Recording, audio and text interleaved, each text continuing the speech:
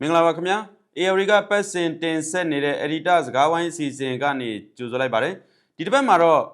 6လတက်တန်းတိုးတာကိုတရုတ်ကလက်ခံပါမလားဆိုတဲ့ခေါင်းစဉ်နဲ့ကျွန်တော်တို့ဆွေးနွေးသုံးသပ်သွားကြမှာဖြစ်ပါတယ်ကျွန်တော်ကတော့ ARD မြန်မာပိုင်း Editor ကျော်ခပါကျွန်တော်နဲ့အတူတူဆွေးနွေးမဲ့သူကတော့ ARD ရဲ့ Editor ချုပ်ကိုအောင်စောဖြစ်ပါတယ်ကိုအောင်စောမင်္ဂလာပါမင်္ဂလာပါကိုကျော်ခဟုတ်ကဲ့ဒီမြန်မာနိုင်ငံမှာဒီ2025ခုနှစ်ကစပြီးတော့တရုတ်နှစ်သစ်ကူးနေ့ကိုရုံးပိတ်ရက်အဖြစ်ပြုလုပ်ပေးမယ်ဆိုပြီးတော့ဒီဇူလိုင်လ10ရက်နေ့မှာဒီစစ်ကောင်စီဝါဒဖြန့်မီဒီယာတွေကနေပြီးတော့ကြေညာလိုက်တာတွေ့ရတယ်ဆိုတော့ဒါနဲ့ပဲစပြီးတော့ဒီဆွေးနွေးပေးပါအောင်ဒါဘယ်လိုသဘောဆောင်တယ်လဲဆိုတာအဲ့တော့ကိုကျော်ကဒီမေကွန်းဗမာလိုမေးတာလားတရုတ်လိုမေးမလားတရုတ်လိုမေးကြည့်ပါလားတရုတ်လိုမတက်ဘူးမြန်မာလိုပဲ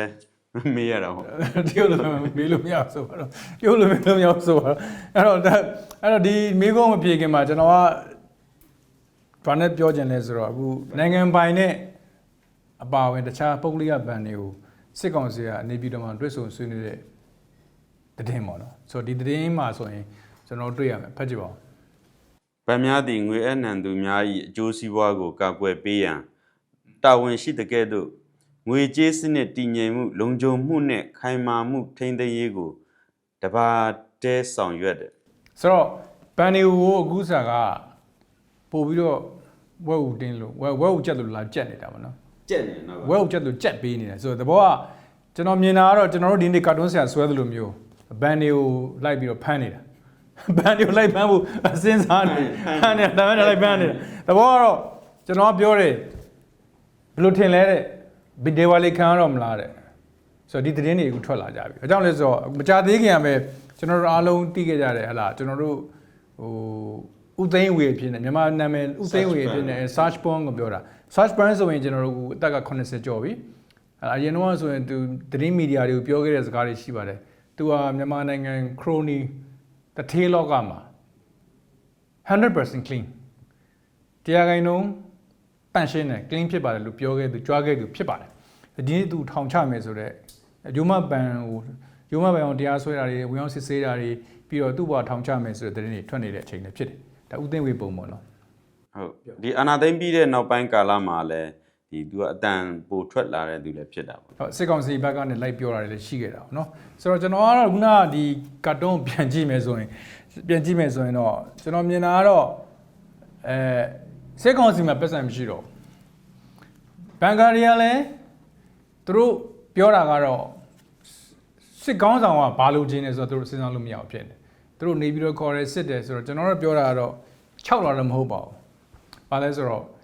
စစ်ကောင်စီမှာတော့ပတ်စံမရှိတော့ဘူး။အဲ့ပတ်စံရှိတဲ့ကောင်တော့လိုက်မဲနေတယ်။ခင်ဗျားတို့တော့ပြည်သူပိုင်းသိမ်းရမယ်လို့ကျွန်တော်ကတကားပြောဘူးလေ။ပြည်သူပိုင်းသိမ်းမှာတော့သူတို့လက်နေပုံရတယ်လို့ကျွန်တော်တို့အဲ့လိုပြောချင်တယ်။ဆိုတော့အစောကမေကွန်းမဲပေါ့လေပြန်စလိုက်ရမယ်ဆိုလို့ရှိရင်ဒီ2025ခုနှစ်ကစပြီးတော့မြန်မာနိုင်ငံမှာတရုတ်နှစ်သစ်ကူကိုပထမဆုံးစပြီးရုံးပေးရဲ့စပြီးလုပ်ပေးတော့မယ်ဆိုတော့no အဲ့ဒါမဟုတ်ဘူးလို့ပြည်တော်စုသမရတရုတ်နိုင်ငံတော်ကျွန်တော်တို့ကဖြစ်သွားတာတော့အဲ့တော့ကျွန်တော်အဲ့ဒါကိုတွေးတဲ့အခါကျတော့ဘာစဉ်းစားမိလဲဆိုတော့ကျွန်တော်တို့နှစ်သစ်ကူတရုတ်နှစ်သစ်ကူကျွန်တော်တို့မကြခင်မှာ holiday ရတော့မယ်အဲ့တော့မြန်မာပြည်ဒီတို့ပြည်မြန်မာစကားဒီတို့စကားဟာလားအစားကျွန်တော်တို့ကမြန်မာပြည်ဒီတရုတ်ပြည်မြန်မာစကားဒီတရုတ်စကားတရုတ်ပြည်ကိုချစ်ပါတရုတ်တွေကိုလေးစားပါကျွန်တော်တို့ပြန်ပြီးတော့ပြောအောင်လို့ဖြစ်နေတိကိုနေတို့မမေ့အဲ့လိုမျိုးပေါ့အေးတူပူမြအဲ့ဒါတူနေမဲ့ဇက်ကိစ္စပေါ့ပေါ့ပေါ်ကြီးနဲ့တူနေရမဲ့ဇက်ကိစ္စဖြစ်သွားအဲ့မှာတခုပြောချင်တာပါလဲဆိုတော့ဟိုအဲ့ဒီမှာနှစ်ချက်သွားတွေ့တယ်ဆိုတာ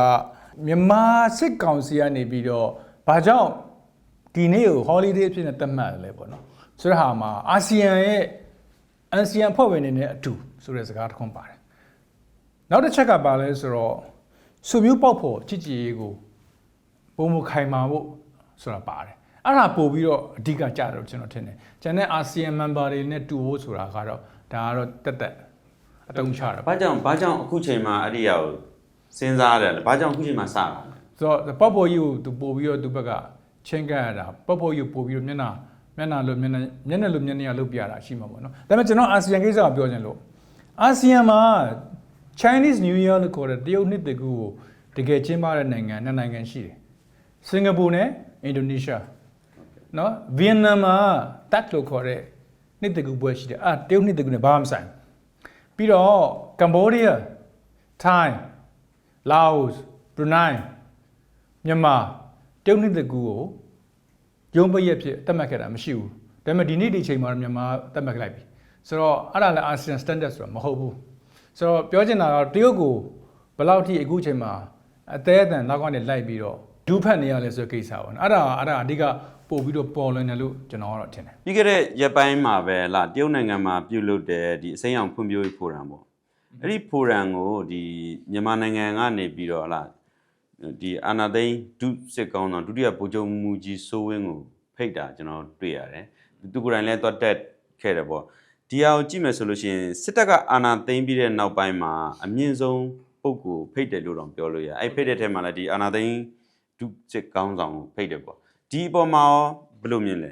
ဒီဖိတ်ကြားချက်ကဘယ်လိုသဘောဆောင်လဲနှစ်ပိုင်းခွဲပြောမယ် thematic ကတော့မြန်မာနိုင်ငံမှာရှိတဲ့စစ်ကောင်စီမှာဒုတိယခေါင်းဆောင်ကိုဖိတ်တော်လဲပဲတရုတ်ဘက်ကဆိုရင်တော့ဒီ forum တက်တဲ့လူတွေကသူ့ကိုတွေ့ဆုံတယ်ပြီးတော့နိုင်ငံတော်ကောင်စီဝင်တယောက်ကသူ့ကိုတွေ့ဆုံတာတွေ့ရတယ်ဒါပေမဲ့တရုတ်နိုင်ငံအစိုးရနေပြီးတော့သူနဲ့ level တူတဲ့သူကတွေ့ဆုံတာကိုကျွန်တော်တို့မတွေ့ရအောင်နံပါတ်2ကတော့ပေါ်ကြိုက်မောင်ပေါ့နော်ပေါ်ကြိုက်မောင်ကိုမဖိတ်ဘူးဒုတိယလူပဲဖိတ်တယ်တရုတ်ကဗိုလ်ချုပ်ကြီးမင်းအောင်လှိုင်ကိုမြင်တာကတော့သူအတိုင်းပြည်ကိုတည်ငြိမ်ထိတ်နေတဲ့သူတယောက်လို့မြင်ပုံမရဘူးပွဲကြိုက်မောင်ဆိုတာကတော့ဗိုလ်ချုပ်မူကြီးမင်းအောင်လှိုင်ပေါ့ဟုတ်ကဲ့ဗိုလ်ချုပ်မင်းအောင်လှိုင်ပြောတာပေါ့နော်အဲ့တော့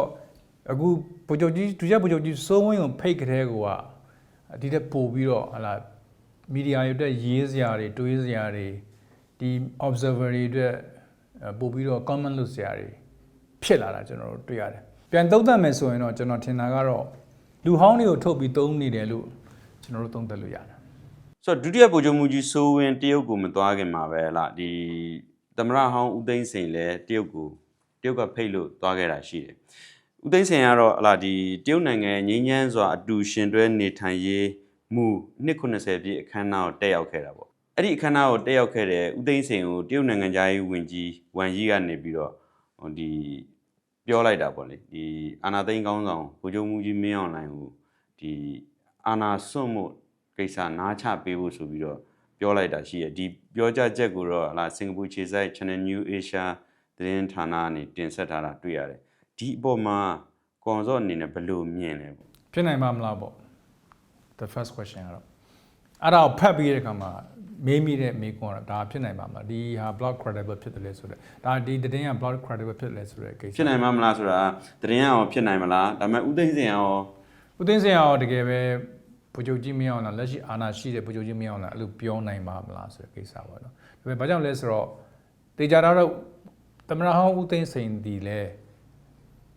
တမတော်သို့မဟုတ်စစ်တပ်ရဲ့အချိုးစီးပွားကိုပဲသူကအရင်တည်းကကာကွယ်ခဲ့တဲ့သူကာကွယ်ထမ်းဆောင်ခဲ့တဲ့သူပေါ့နော်ဆိုတော့အခုလည်းသူကဒီလုပ်ကိုပဲဆက်လုပ်မှလို့ပဲ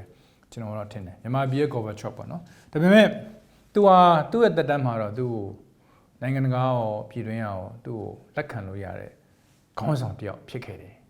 အဲ့ဒါတော့ကျွန်တော်ညင်းလို့မရပါဘူးဆိုတော့အဲ့ဒါဟာကိုပဲကျွန်တော်ဒီနေ့စကားကိုတည်ခဲ့တာကတရုတ်ကလူဟောင်းတွေကိုပြန်သုံးကျင်သလားဆိုတဲ့ကိစ္စပေါ့ဒါဖြစ်နိုင်ခြေရှိတယ်လို့ကျွန်တော်မြင်တယ်ဒါပေမဲ့ခုန CNN ကနေ speculation လုပ်နေတဲ့ဟာကိုမပြောဘဲနဲ့အဓိကအချက်တစ်ချက်အနေနဲ့ပြောရမယ်ဆိုတော့တရုတ်ပြည်ခီးစဉ်မှာဦးသိန်းစိန်ကိုစစ်ကောင်စီကနေပေးလိုက်တဲ့ message ကတော့မြောက်ပိုင်းမှာဖြစ်နေတဲ့အခုစစ်ပွဲကိုဝင်ပြီးတော့တရုတ်ကနေဝင်ပြီးရက်ပေးဖို့ကူညီပေးဖို့ကိစ္စပဲဖြစ်တယ်ဆိုတော့ဒါကတော့သိကြတယ်ရှမ်းပြည်နယ်မြောက်ပိုင်းမှာဖြစ်နေတဲ့2029စစ်စင်ဒုတိယပိုင်းဟုတ်အဲ့တော့ခုနကိုကျော်ကမေးခဲ့တဲ့နိုင်ငံခြားဝန်ကြီးဝန်ကြီးနဲ့တွေ့တဲ့အခါမှာဘာတွေပြောလဲဆိုတဲ့ဟာကိုပြောကျွန်တော်သုံးသပ်ခိုင်းမယ်ဆိုရင်တော့နံပါတ်1အသေးချာပြောလို့ရတာတခုတော့ရှိတယ်အဲ့ဒါတော့စစ်ကောင်စီထပ်ပြီးတော့6လသက်တမ်းတိုးမှာကိုတရုတ်ပါဝင်အိန္ဒိယနိုင်ငံတွေကမလိုလားဆိုတာပဲဖြစ်တယ်ဆိုတော့အဲ့ဒါအဓိကအချက်လို့ကျွန်တော်ကတော့ထင်တယ်ဆိုတော့ဒါကြောင့်ကျွန်တော်တို့အခုသတင်းတွေရေးနေတာဂျားပြည့်အစိုးရဖွဲ့လာမလားဂျားပြည့်အစိုးရအရင်လူဟောင်းနေပြည်ရင်းပြည်ပလက်ခံတဲ့သူတွေနဲ့ပြန်ဖွဲ့ပြီးတော့ရွေးကောက်ပွဲတစ်ခုလုပ်ပေးနိုင်မလားဆိုတော့အတီးပြုလို့မရတဲ့သတင်းတွေထင်မြင်ချက်တွေထွက်လာတာဖြစ်တယ် အဲ့ဒါကိုတရုတ်ကလိုလားတယ်ဆိုတဲ့အတိုင်းနဲ့ထွက်လာတာဖြစ်တယ်အဲ့တော့ဒါပေမဲ့တရုတ်နိုင်ငံကလည်းဒါမျိုးလုပ်မယ်ဆိုရင်တော့ဒေါအောင်ဆန်းစုကြည်ရောလက်ရှိတိုင်းသားအုပ်စုတွေရောစစ်အုပ်စုကိုပြည်စုံဆွေးနွေးပွဲလုပ်ပြီးကမှခုနသွားမယ်ဆိုနောက်ခြေလမ်းတစ်လမ်းကိုသွားစေချင်ပုံရတယ်ဆိုသုံးသက်ချက်တွေဖြစ်လာတာဖြစ်ပါတယ်အဲ့တော့အဲ့ဒါအဲ့လိုမဟုတ်ဘဲနဲ့ငါတကောကောပြီးတော့ငါမြင်းငါဆိုင်ငါစကားရောက်စပုံစံနဲ့ရွေးကောက်ပွဲကိုသူ့ပုံစံနဲ့လုပ်မယ်ဆိုရင်လည်းလက်ခံဖို့ခက်တယ်ဖြစ်ဖို့လည်းခက်တယ်အဲ့လိုလုပ်မယ်ဆိုတာကိုလည်း2025မှာလုပ်မယ်ဆိုတာကိုလည်းမကြာသေးခင်ကပဲဟလာဗိုလ်ချုပ်မူကြီးမင်းအောင်လှိုင်ကနိုင်ငံတကာကိုလည်းပြောခဲ့တယ်တရုတ်ကိုလည်းအသေးချာပြောခဲ့တယ်နိုင်ငံတကာရောအင်ဂျင်နိုင်ငံတွေရောတရုတ်ပေါင်းဖြစ်စေချင်တာကတော့အားလုံးပါဝင်တဲ့ရွေးကောက်ပွဲမျိုးအဲ့လိုရွေးကောက်ပွဲမျိုးဖြစ်မယ်ဆိုရင်တော့လက်ခံလို့ရတယ်ပေါ့နော်ဆိုတော့အဲ့ဒါကအရေးကြီးတဲ့အချက်တစ်ချက်လို့ကျွန်တော်ထင်တယ်အခုကနိုင်ငံမခုနကျွန်တော်ပြောခဲ့သလိုပဲ6လသက်တမ်းတိုးမှာအားလုံးကြောက်နေကြပြီပြည်တွင်းမှာနေမဟုတ်တော့ပြည်ပမှာရှိတဲ့အင်ဂျင်နိုင်ငံတွေထိုင်းနိုင်ငံပါဝင်အာဆီယံပါဝင်တရုတ်နိုင်ငံအစ6လသက်တမ်းတိုးမဲ့ကိစ္စကိုလက်ခံလို့မရတော့ဘူးအဲ့အစားတခြားတစ်ခုနဲ့ပြောင်းလို့ရမလားပြောင်းလဲတစ်ခုလုပ်ပေးလို့ရမလားအားလုံးလက်ခံလို့ရတဲ့ပြောင်းလဲတစ်ခုရှိလာမလားဆိုတာက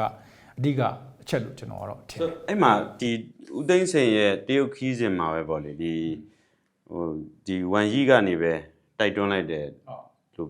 ့ပါတာပေါ့လေဒီအဲ့ဒီမှာဒါပါလဲဆိုတော့ဒီရွေးကောက်ပွဲကျင်းပနိုင်ဖို့ရွေးကောက်ပွဲလုပ်ဖို့တွန်းအားပေးတိုက်တွန်းနေဆိုတဲ့ဟာမျိုးကျွန်တော်တွေ့ရတယ်ဆိုတော့ဒီဟာကပေါ့နော်ဒီသူတို့ကတိုက်တွန်းနေဆိုပေမဲ့မြန်မာပြည်မှာဖြစ်နေတဲ့အခင်းကျင်းကဘယ်လိုရွေးကောက်ပွဲမျိုးလဲပေါ့ကွက်ကြားရွေးကောက်ပွဲဖြစ်လာမယ်ဆိုရင်လည်းတရုတ်ကိုယ်တိုင်ကစားလက်ခံဖို့ခက်လိမ့်မယ်တဲ့ဆိုတော့အားလုံးလက်ခံတဲ့ရွေးကောက်ပွဲတစ်ခုဖြစ်ဖို့ပေါ့နော်အဲ့လိုဖြစ်ဖို့လေတရုတ်ကအရင်တော့တိုက်တွန်းနိုင်ခဲ့တယ်အရင်တော့ဆိုတာအရင်တော့တရုတ် special envoy သွားတဲ့အခါမှာမြန်မာအာဏာပိုင်နဲ့တွေ့တဲ့အခါမှာအထိတ်ဆုံးအမြင့်ဆုံးဖြစ်တဲ့ဟာလာဗိုလ်ချုပ်ကြီးမင်းအောင်လှိုင်နဲ့တွေ့တဲ့အခါမှာဒါမျိုးတွေပြောခဲ့တဲ့ဟာမျိုးရှိနိုင်ခဲ့တယ်ပေါ့နော်ရှိခဲ့တဲ့အခါမှာလည်းကျွန်တော်နားလဲတဲ့လောက်ကတော့စစ်ကောင်းဆောင်ဘက်ကတုံ့ပြန်တာကတော့ဒေါ်အောင်ဆန်းစုကြည်နဲ့တွေ့ဆုံဖို့မဖြစ်နိုင်ဘာကြောင့်လဲဆိုတော့သူကရာဇဝတ်သားဖြစ်နေလို့ criminal ဖြစ်နေလို့ဆိုတာနဲ့သူကတုံ့ပြန်တယ်နံပါတ်1 EO တွေနဲ့စကားပြောဖို့ကတော့သူတို့ NCA ဘောင်တွေကလုတ်ပြီးသားဖြစ်တဲ့အတွက်ကြောင့် NCA ဘောင်တွေကပဲသွားမယ်ဆိုတော့ပြောတယ်အဲ့ဒီနှစ်ခုလုံးရဲ့အဖြေကိုတရုတ်ကသိပြီးသဘောကျဖို့မရအောင်အဲ့ဒါအဓိကအချက်လို့ကျွန်တော်ထင်တယ်ဒါကြောင့်မြောက်ပိုင်းမှာကျွန်တော်တို့ပြန်တွေ့နေရတဲ့တိုက်ပွဲတွေပဋိပက္ခတွေလက်နက်ကင်ပဋိပက္ခတိုက်ပွဲတွေကအဲ့ဒီဟာတွေအချိုးဆက်လို့ကျွန်တော်ကတော့မြင်တယ်ဟုတ်ကဲ့ဒီ NCA ဆိုတာလည်းဒီရှေ့ကအပြသုံးချခံ NCA ပုံစံမျိုးဖြစ်နေတယ်နောက်ပြီးတော့ရွေးကောက်ပွဲဆိုလို့ရှိရင်လည်းဟလားဒီနေ့တိုင်းအခုဆိုလို့ရှိရင်မန္တလေးထီတောင်နာထီတောင်မြို့သိမ်းတိုက်ပွဲတွေကရောက်လာတယ်ဆိုတော့ဘယ်နေ့ဘုံကြမလဲဘယ်နေ့အသိခံမလဲဆိုတဲ့ကြားထဲမှာဘယ်လောက်ထိဖြစ်တဲ့ရွေးကောက်ပွဲဖြစ်မလားလာမလဲဆိုတော့မသိဘူးပေါ့နော်အဲ့တော့ကျွန်တော်ဖတ်တတိပေးချင်တာကဒီစစ်ကောင်စီခေါင်းဆောင်ကိုတရုတ်ကမြင်တဲ့အမြင်ကသူဟာတိုင်းပြည်ကိုကင်းငြိမ်အောင်ထိန်းနိုင်မဲ့ခေါင်းဆောင်တယောက်မဟုတ်ဘူးဆိုတော့တရုတ်ကသတ်မှတ်ထားတယ်ယုံကြည်မှုမရှိဘူးဆိုတော့သံတမန်ကြားထဲမှာပြောနေတာကတော့တရုတ်ကခေါင်းဆောင်ပြောင်းလဲမှု leadership ပေါ့ခေါင်းဆောင်ပြောင်းလဲမှုလိုတဲ့စစ်ကောင်စီမှာဒါပေမဲ့ structure ပြောင်းဖို့ပြောတာမဟုတ်ဘူးဒါပေမဲ့ခေါင်းဆောင်တော့ပြောင်းပေးအလုပ်ဖြစ်မဲ့ခေါင်းဆောင်တယောက်သူတို့လိုတယ်ဆိုတော့အတန်ကတော့အခုတန်တမန်သားမဲမှာထွက်လာတယ်တန်နေကြားနေရတန်နေစပြီးပြန်တန်တွေကပြန်ထွက်နေပြီပေါ့နော်ဆိုတော့ခုနကကိုကျော်ကပြောခဲ့သလိုပဲမြောက်ပိုင်းမှာလက်နက်ကင်ကိစ္စတွေဖြစ်လာတယ်တကြောပြန်1027 part 2ဖြစ်တယ်ဒါပေမဲ့ဒီကိစ္စမှာတရုတ်ကလက်ပိုက်ကြည့်နေတဲ့အနေအထားမျိုးကျွန်တော်တို့တွေ့ရတယ်ဆိုတော့တရုတ်ကပြောတဲ့ message ကရှင်းတယ်လို့ကျွန်တော်မြင်တယ်နေပြည်တော်ပြောတယ်ပြောလို့မရရင်မြောက်ပိုင်းအုပ်စုကလောက်တာကိုသူလွတ်ထားပေးလို့ရတယ်ဆိုတဲ့ message ပဲလို့ကျွန်တော်ထင်တယ်ရှင်းတယ်အဲ့ဒါတော့အထုံးဝရှင်းတဲ့ကိစ္စတော့ကျွန်တော်အဲ့ဒါနဲ့ပတ်သက်တန်ရလုံးဝမရှိဘူး1027 1တော့တရုတ်ကပြန်ပြီးတော့ရက်ခိုင်းခဲ့တယ်မီးနီပြလိုက်တယ်ကိုရက်ရတယ်ထိမရတာအခုမီးစိမ်းပြတာဘာသူပြတာလဲဆိုတဲ့ကိစ္စပေါ့နော်ဆိုတော့တရုတ်ကတော့ကျွန်တော်တင်တယ်ချော့တလဲကြောက်တလဲနဲ့သူသွားနေတာပဲလို့ကျွန်တော်တော့အဲ့လိုပဲသုံးသပ်တယ်နောက်တစ်ခုကလည်းတရုတ်ကတည်ငြိမ်မှုကိုလိုချင်တယ်လို့ပြောတယ်တည်ငြိမ်မှုကိုပြောတယ်ဟလာတရုတ်တံမတ်ပြန်တရုတ်တံမတ်ပြန်တဲ့အခါမှာလည်းဗိုလ်ချုပ်ကြီးမင်းအောင်လှိုင်နဲ့တွေ့တဲ့အခါမှာလည်းတေးတူပူမြဆိုပြီးပြောတယ်ပေါ့ကိုကမောင်တို့အောင်တတိရတယ်နော်ဆိုတော့ဒါပေမဲ့တကယ်အေးတူပူမြမှာမဟုတ်တော့ဘူးဆိုမြောက်ပိုင်းတစ်ခုလုံးကမီးတောင်နေစစ်မီးတောင်နေပြီဒါပေမဲ့တရုတ်ကလက်ပိုက်ပြီးရှိနေတာပဲအဲ့ဒါတွေပြန်ကြည့်မယ်ဆိုရင်တော့စစ်ကောင်စီကိုတ တရုတ်တွေမဟုတ်ဘူးအင်ဒီဂျင်နိုင်ငံတွေကတော့လည်း fed up ဖြစ်သွားပြီ fed up ဖြစ်တယ်ဆိုတာစိတ်ပြတ်သွားပြီစိတ်ကုန်သွားပြီအဲ့ကျွန်တော်ထပ်ပြီးအဲ့ကျွန်တော်တေချာ emphasize လုပ်ပြောနေတာ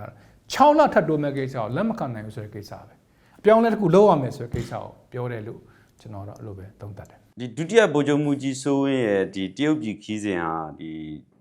စေအောင်ဖွံ့ဖြိုးရေးဖိုရမ်ကိုတက်တယ်လို့ပြောပေမဲ့လားဒီသူ့ရဲ့ခီးစဉ်တကယ်တမ်းတော့ဒီလက်နက်ဝယ်သွားတဲ့ခီးစဉ်ဆိုပြီးသတင်းစာတချို့ကရေးကြတယ်ကျွန်တော်တွေ့ရတယ်ဆိုတော့အဲ့ဒီခီးစဉ်မှာပဲအခု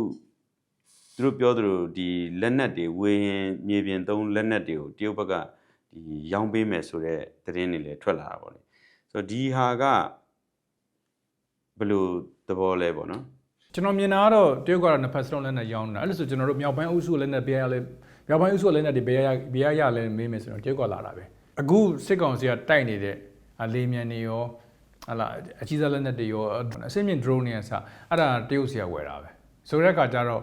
တိတ်တော့နှစ်ဖက်စလုံးကိုတရုတ်ကတော့သူ့အကျိုးစီးပွားအတွက်ကိုသွားတာပဲလေမြန်မာပြည်ကလည်းညီညွတ်မှုမရှိဘူးသူ့အတွက်ကလက်နက်ရောင်းဖို့အတွက်ကသူ ready ပဲဟုတ်တယ်မလားသူ့အတွက်အလောင်းစားလို့လည်းရတယ်ဆိုတဲ့သဘောမျိုးလို့ပဲကျွန်တော်ကသုံးသပ်တယ်အဲ့တော့ဒါပေမဲ့ဒီ editorial talk ရဲ့အဓိက key ကတော့6လတက်တန်းတိုးမဲ့ကိစ္စကိုဘယ်သူမှလက်မခံနိုင်ဘူးဆိုတဲ့ကိစ္စပိုရေးကြည့်မယ်လို့ကျွန်တော်